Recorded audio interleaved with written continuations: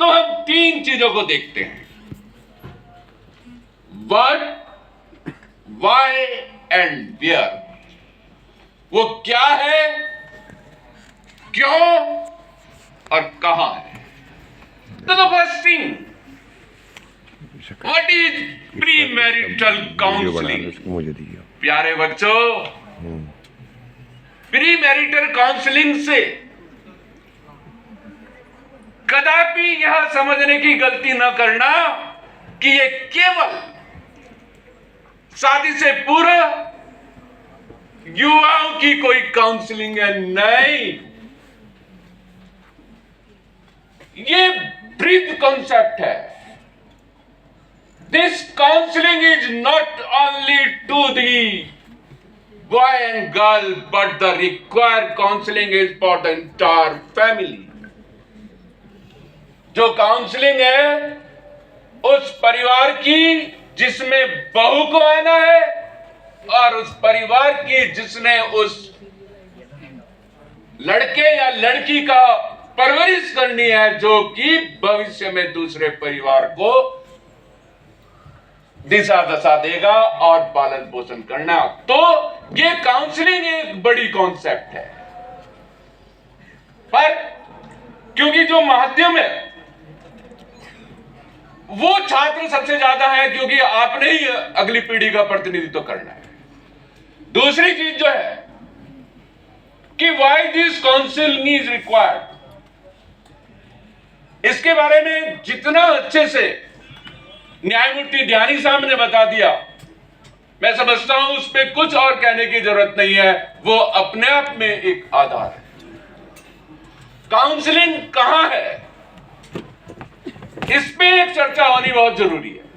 और उसके लिए मैं आपको बताऊं कि हमें तीन सार्वभौमिक सत्यों पर ध्यान देना पड़ेगा, तब आपके दिमाग में यह कॉन्सेप्ट आ जाएगी। अब वो है time, place and circumstances decide the future course of action. काल, स्थान और परिस्थितियां ही भविष्य की गति को तय करती हैं। आप बहुत कुछ करना चाहते हैं, लेकिन समय अच्छा नहीं होता, स्थान सुनिश्चित नहीं होता और परिस्थितियां अनुकूल नहीं होती। मसलन राज्य बनने से पहले हम बहुत सारी चीजें करना चाहते थे जो आज कर रहे हैं, पर उस समय परिस्थितियां अनुकूल नहीं थी। एक छात्र जो सुदूर पहाड़ों में रहता है, उसके भी वही सपने हैं जो मेट्रो सिटी में रहता है, पर शायद उसके लिए स्थान और परिस्थितियां अनुकूल न हो। ये बात मैं इसलिए विशेष विषय से जोड़ रहा हूं कि जब हम शादी पूर्व इस संवाद की बात करते हैं और इस काउंसलिंग की बात करते हैं, तो हम prevailing circumstances of the country, देश के जो वर्तमान परिस्थितियां हैं और जो हमारा तमाम पारिवारिक परिवेश है, उसको नजरअंदाज नहीं कर सकते। यानी कि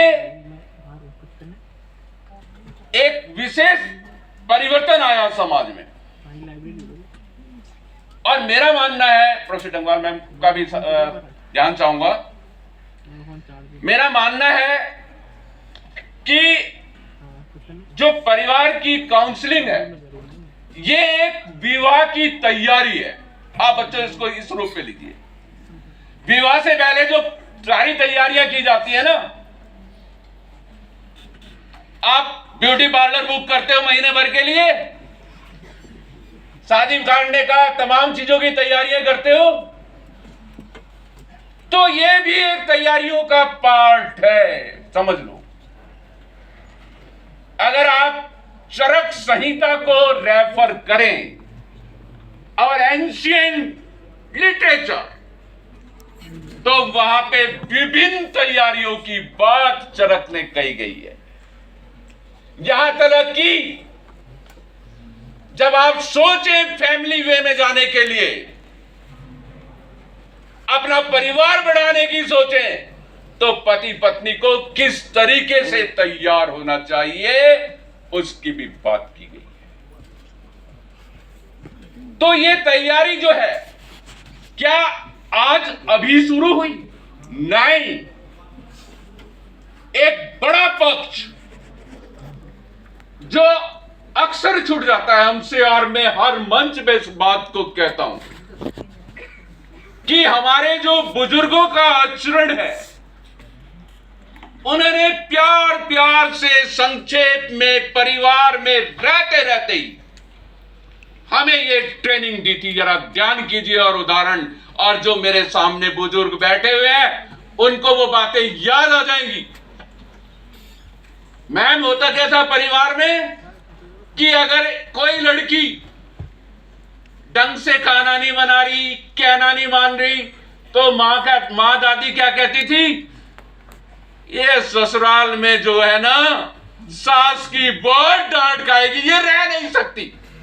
अरे इतनी बड़ी बात जो आज हम लेक्चर में और किताबों में पढ़ा रहे हैं कि आपका पारिवारिक जीवन टूट जाएगा, दादी मां ने आपके परिवार में एक बार नहीं, दो बार नहीं, पल पल पे और हर पल पे आपको समझाया, and it has become part of your life.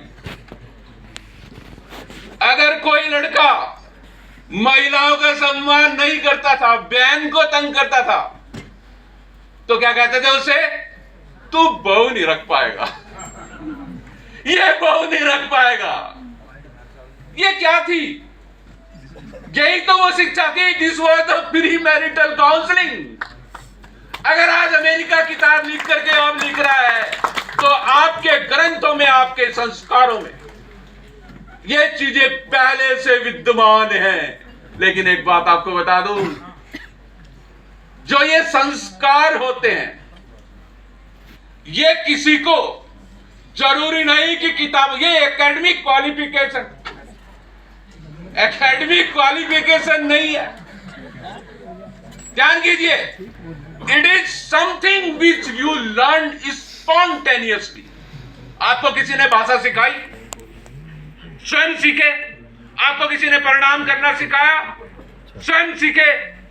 Same way there are so many thing in the life which you learn spontaneously when you are in the family।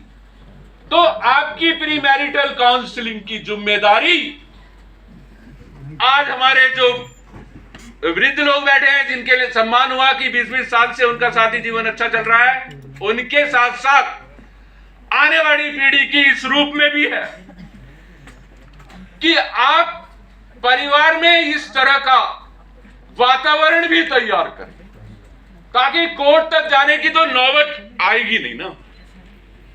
उस इसी तो सिर्फ और सिर्फ हम प्री मैरिटल काउंसलिंग को इस रूप में क्यों देख रहे हैं कि शादी होने के बाद शादी न टूट जाए? नहीं नहीं नहीं, इससे ऊपर देखो ना। शादी होगी, विवाह होगा, अच्छे समाज का निर्माण होगा, अच्छे प्रदेश का निर्माण होगा, अच्छे देश का निर्माण होगा। यह होना चाहिए। और अंत में मैं, क्योंकि खड़े हो गए मेरे पास, मैं समझ रहा हूं कि समय खत्म हो गया, अंत में मैं एक ही बात कहूंगा आपसे कि देवभूमि विकास संस्थान जैसे संस्थाओं का, माननीय सांसद जी का और उनकी